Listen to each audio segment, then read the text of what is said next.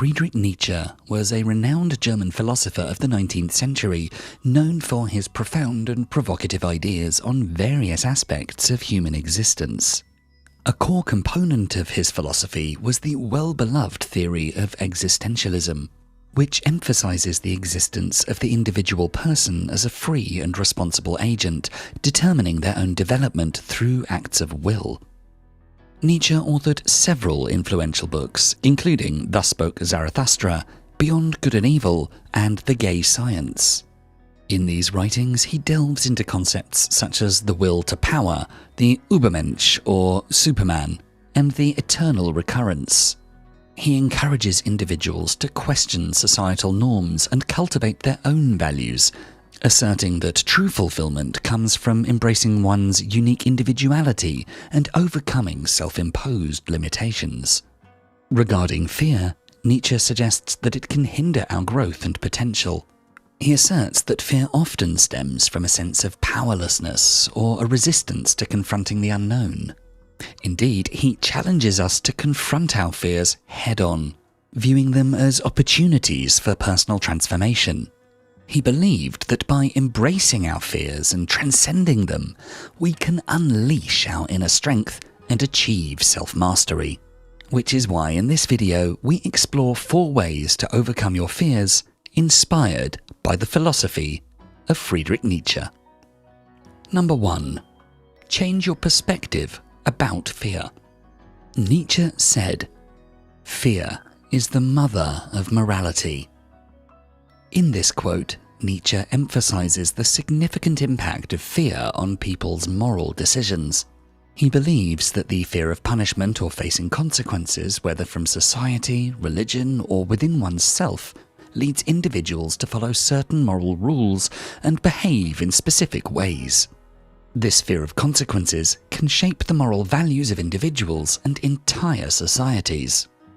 Nietzsche connects the influence of fear on moral values to 2 contrasting moral frameworks: slave morality and master morality. Slave morality, according to Nietzsche, is characterized by the values of the oppressed and weak, emphasizing virtues like humility, meekness, and obedience.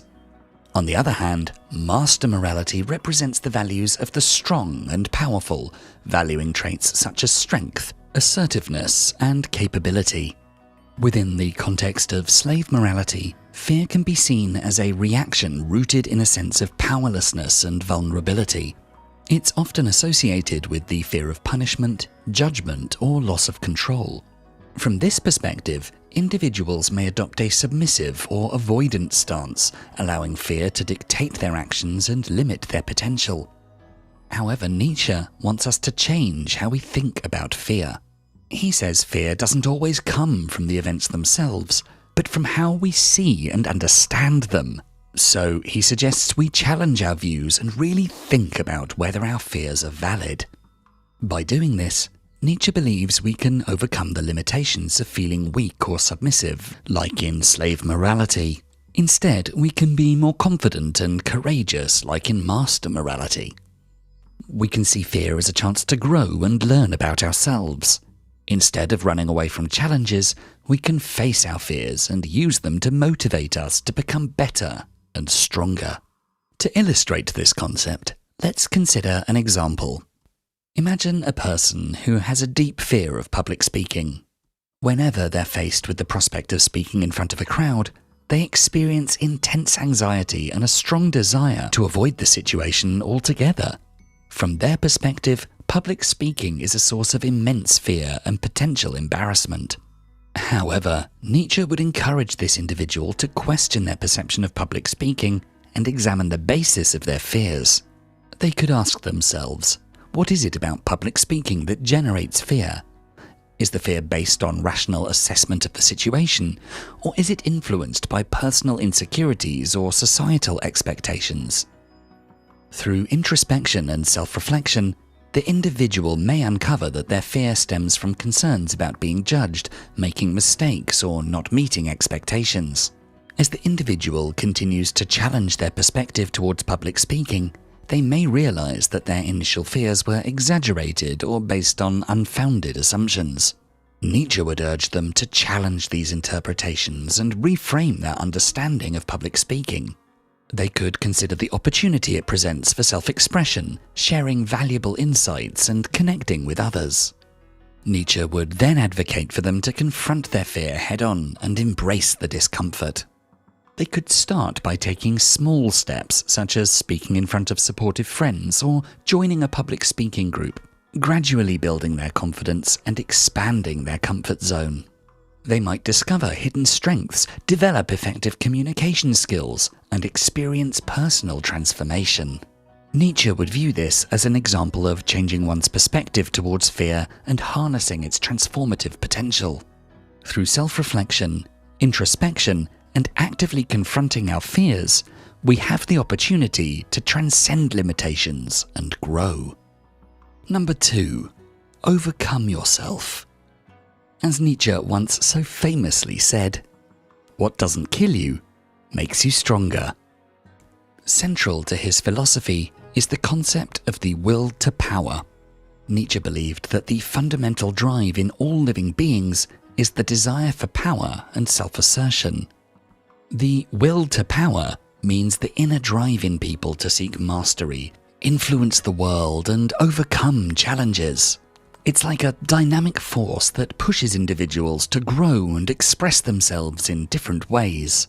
Nietzsche thought this drive was what motivates human actions, ambitions, and even how culture and societies develop. He encouraged people to embrace challenges and push beyond their limits to practice the will to power. By facing and overcoming difficulties, individuals can become stronger, improve their abilities, and grow personally. He wanted people to step out of their comfort zones, question traditional norms and values, and create their own unique path in life. Let's imagine a person who's afraid of being vulnerable and finds it difficult to form close connections with others. To practice the will to power in this situation, they can take steps to confront their fear and build meaningful relationships. First, they can think about why they have this fear and where it comes from. Understanding the reasons behind their fear can be helpful. Next, they can start opening up a little at a time and sharing their thoughts and feelings with people they trust, like friends or family. Taking small steps to be more open can help them build trust and create a safe space for vulnerability. They can also work on being good listeners and understanding how others feel. By genuinely caring about what others have to say, they can create a strong bond. Finding activities or groups that can share their interests can be helpful too. Engaging in things they enjoy with like-minded people can lead to stronger relationships. To practice the will to power in relationships, one can also try to have difficult conversations and address problems directly. By talking openly about their feelings and listening to the other person's perspective, they can build better understanding and trust. As they keep facing their fear of vulnerability and work on building meaningful relationships, they can grow as a person and form deep connections with others. Over time, their ability to love, trust, and be close with people will become stronger. One way to practice the will to power is by setting ambitious goals and actively working towards their realization. By pushing ourselves to achieve what may initially seem daunting or even impossible, we tap into our inner strength and determination. It's important to note that Nietzsche's concept of the will to power doesn't imply a ruthless pursuit of dominance over others. Instead, it emphasizes self-mastery, self-actualization, and the pursuit of individual potential. Nietzsche believed that true strength lies in overcoming oneself and achieving personal excellence, rather than seeking power over others. Number 3. Challenge herd mentality. According to Nietzsche, madness is rare in individuals, but in groups, parties, nations, and ages, it is the rule. In this quote, Nietzsche's expressing his observation that while individual madness may be uncommon, when people come together as a group, there's a tendency for certain irrational behaviors or beliefs to prevail. He criticizes the collective mentality, implying that groups often exhibit a herd mentality where individuals conform to the group's beliefs, opinions, or actions without critically questioning them. Nietzsche is saying that when people just follow what everyone else thinks without really thinking for themselves, they can end up trapped in a herd mentality. This means they act like everyone else in the group without being true to themselves. They do this because they fear being left out or disliked by the group. Nietzsche believes that this herd mentality, while it provides safety within a group, stops people from being unique and reaching their full potential. They give up their own ideas and desires to fit in with the group. This leads to everyone being average and not doing anything new or exciting. To break free from the herd mentality, Nietzsche says people should be brave and follow their own values and ambitions. They should question what everyone else believes, think for themselves, and go their own way. He thinks that even though it might be hard and some people might not like it, being true to yourself is worth it in the end. It lets you be your best and most authentic self, which can lead to great achievements and personal growth. Let's consider the example of Rosa Parks, an African-American civil rights activist whose actions challenged the herd mentality and societal norms of racial segregation in the United States. During the 1950s, racial segregation was deeply ingrained in American society, particularly in the southern states. African Americans were subjected to discriminatory laws that enforced separate facilities for black and white citizens, including separate seating arrangements on buses. These laws were supported by the majority, and societal pressure dictated that African Americans should conform to these norms. Bravely, Rosa challenged this norm by refusing to give up her bus seat to a white passenger on December 1st, 1955, in Montgomery, Alabama. Her civil act of disobedience sparked the Montgomery bus boycott, a pivotal event in the civil rights movement. Rosa Parks rejected the prevailing herd mentality and became an icon of resistance against racial oppression. Her actions and the subsequent boycott highlighted the injustice of segregation, inspiring others to question and challenge the prevailing societal norms. Nietzsche would view Rosa Parks as an exceptional individual who refused to conform to the herd instinct driven by fear and the desire for acceptance. By asserting her individuality and refusing to be complicit in the perpetuation of segregation, she exemplified Nietzsche's belief in the importance of embracing one's own values and ambitions. Taking cues from Parks's iconic example, you can confront herd mentality by recognizing the importance of your own values and ambitions. Understand what truly matters to you and what you stand for. This self-awareness forms the foundation for asserting your individuality. Start challenging prevailing norms and assumptions. Don't accept things blindly or simply because everyone else does it. Ask critical questions, seek alternative perspectives, and be open to exploring new ideas. Breaking away from the herd requires courage. Recognize that going against the grain might invite criticism or rejection, but understand that staying true to yourself is worth the risk. Find strength in your convictions and be prepared to stand up for what you believe in. Seek out like-minded individuals who appreciate and respect your individuality. Build a network of supportive friends, mentors, or communities that encourage your growth and provide constructive feedback. By living authentically and embracing your individuality, you can inspire others to do the same. Your actions can serve as a catalyst for positive change and encourage others to question the herd mentality. Number 4. Embrace your fate. In our final quote from Nietzsche for this video, he says, "Amor fati, love your fate, which is, in fact, your life." Nietzsche's life was marked by a multitude of physical and mental ailments, including digestive problems, troubled vision, and mental health issues.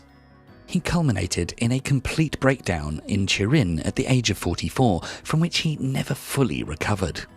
However, Nietzsche didn't perceive his afflictions as limiting factors. Instead, he embraced his circumstances and drew inspiration from them to create some of his most brilliant works.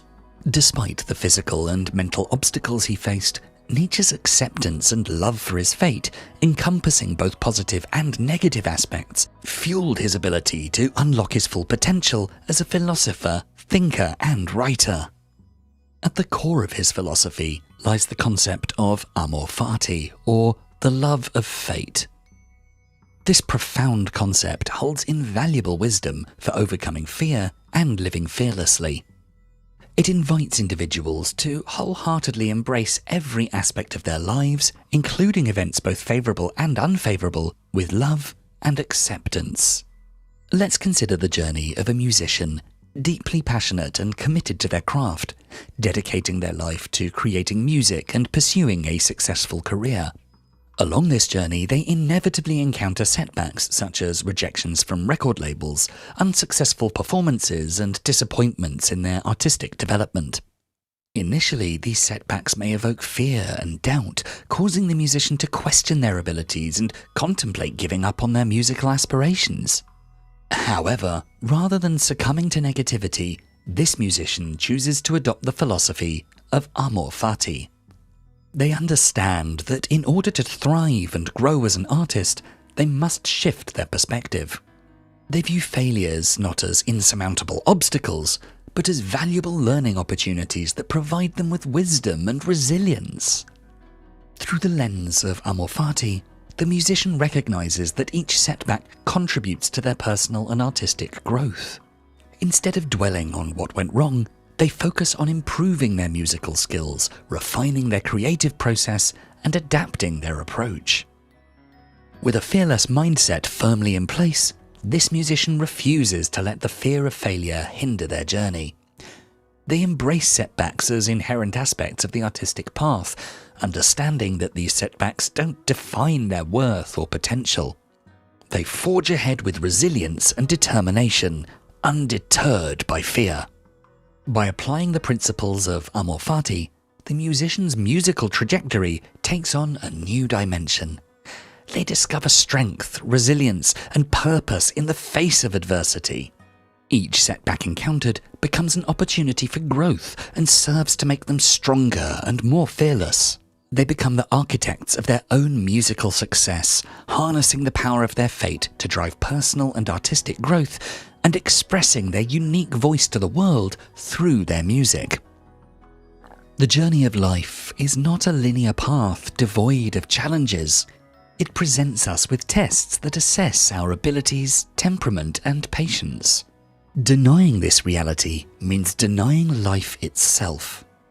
Just as removing oxygen from water alters its essence, removing the ups and downs from life renders it incomplete. Therefore, embracing life in its entirety, including both the favourable and unfavourable, is essential. Paradoxically, the presence of hardships enhances our appreciation of the good moments, fostering gratitude and preventing us from taking blessings for granted. Sometimes what initially appears unfavourable may, in fact, be a disguised opportunity for growth and transformation. By embracing the philosophy of amor fati, we recognise that our fate is not something to be feared or resisted, but a force that can propel us towards our fullest potential. If you enjoyed this video, please make sure to check out our full Philosophies for Life playlist, and for more videos to help you find success and happiness using ancient philosophical wisdom, don't forget to subscribe. Thanks so much for watching.